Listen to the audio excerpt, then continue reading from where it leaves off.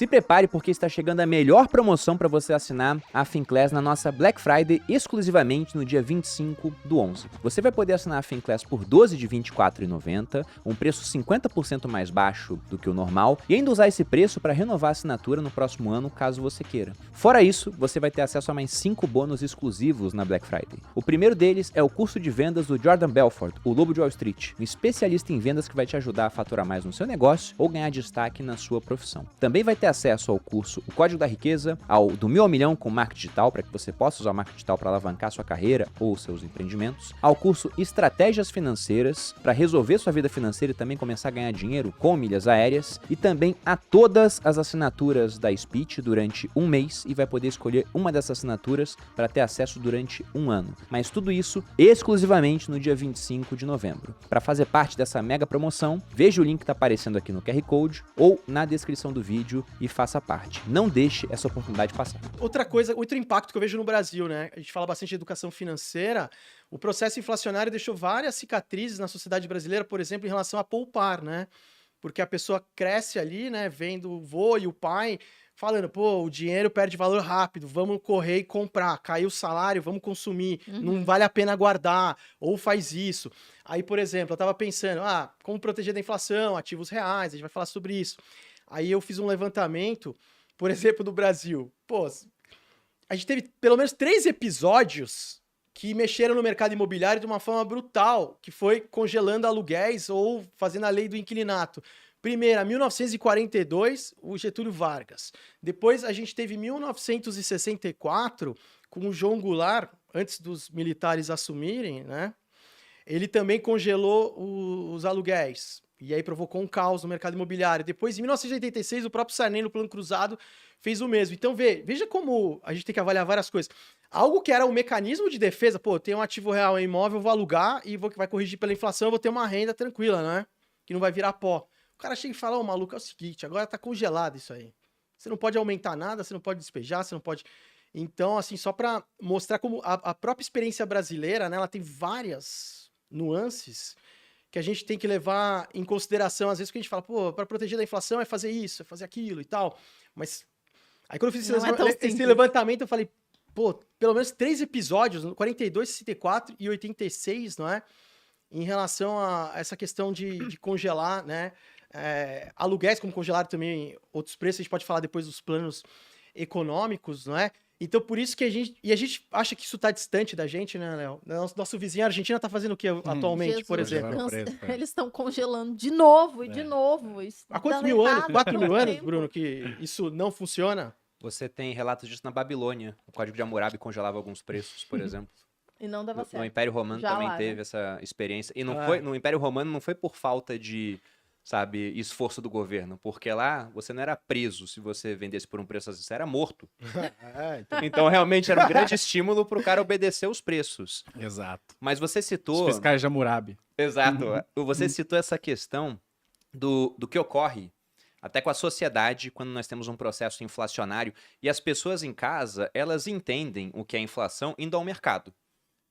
Tem uma Mas propaganda. Elas não entendem muito bem as causas. Sim, Eu sempre gosto isso de que eu quero falar falar. as causas, né? Que Mas é na o base. efeito é muito claro. Aham. Você vê que o seu dinheiro está comprando menos coisas, né? Você vê que as coisas estão subindo de preço. E alguns já entendem que é a moeda que está perdendo o seu poder de compra. Tem uma propaganda do Plano Real que eu acho muito boa, lá de 94. É um videozinho que fala, com R$1 você compra tantos ovos e farinha e manteiga. O frango inteiro. Você faz um bolo com R$1. E hoje em dia R$1 não compra nenhum dos ingredientes para que você possa fazer um bolo. Mas por que a moeda, como você disse, os pais falam para as pessoas, olha, tem que consumir porque amanhã vai valer menos. Como é que pode essa moeda valer menos se a gente for pensar em um mundo que produz cada vez mais? Poxa, era para as coisas estarem mais baratas, Mas se elas aí estão que mais tá. abundantes, né? Por que Essa é a- elas não estão? Essa é a questão. O aumento da oferta monetária está numa proporção muito superior ao Exato. lastro de produtos e serviços. Exato. Que até aquele Rios que eu fiz no Primo Cast, que eu falei, pô, vamos dar o Banco Central ali, falou, vamos fazer um Pix agora de 1 milhão para todo brasileiro. Aí todo mundo ficou milionário.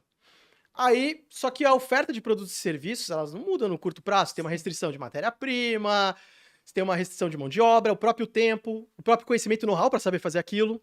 Só que tá todo mundo instantaneamente, artificialmente, com poder de compra brutal agora. Sai todo mundo para consumir. O que acontece? Acaba tudo Ah, mas eu quero comprar no exterior porque eu acho legal. Tá bom, aí precisa de moeda estrangeira. O que acontece com a taxa de câmbio? Dispara. Então, a grande questão é essa de você ver a proporção da variação da oferta monetária versus a produção de produtos e serviços. E o grande problema do Brasil, né, nessas reformas monetárias e tudo que isso foi feito, é que, além esse aumento desse gasto público que foi sendo feito, o Léo fala muito bem sobre isso, né? Eu queria até que você comentasse sobre subsídios, essas questões, como isso derruba a produtividade, você impede que a economia tenha um ambiente de negócio que ela possa produzir mais produtos e serviços. Pelo contrário, você cai numa armadilha, gastando mais e gastando mal, que a economia ela fica num patamar, uma armadilha de baixo crescimento, e aí você está aumentando a oferta monetária, mas os produtos e serviços você não consegue aumentar, porque você precisa também de conhecimento e know-how, como eu disse, você precisa de inovações tecnológicas. Como é que você vai ter um ambiente para você ter ganhos de produtividade? Por exemplo, produtividade no Brasil. Teve um grande avanço na economia brasileira quando você teve uma migração da população da zona rural para urbana, principalmente processos de industrialização, e aí passou. A gente teve uma outra chance, que foi o bônus demográfico, que é a maior parte da população apta a trabalhar. Agora, a gente está num grande desafio, que é o que a população brasileira está envelhecendo. Mudou a pirâmide E o pior dos mundos é a armadilha da renda média, que é o país não estão transando, que é o país filho. que é o país de vocês. A culpa é de vocês. É o país envelhecer. Nossa, também, né? É o país envelhecer sem ter ficado rico, né, Léo? Não, transar a gente tá transando, é que não teve filho. É. A gente tá fazendo parte da... Eu tô fazendo a minha parte. Já. Olha aí, ó. Tá Vai nascer o filho reproduzindo. daqui a Você já reproduziu? Ainda não, mas... Ainda não. Mas É isso.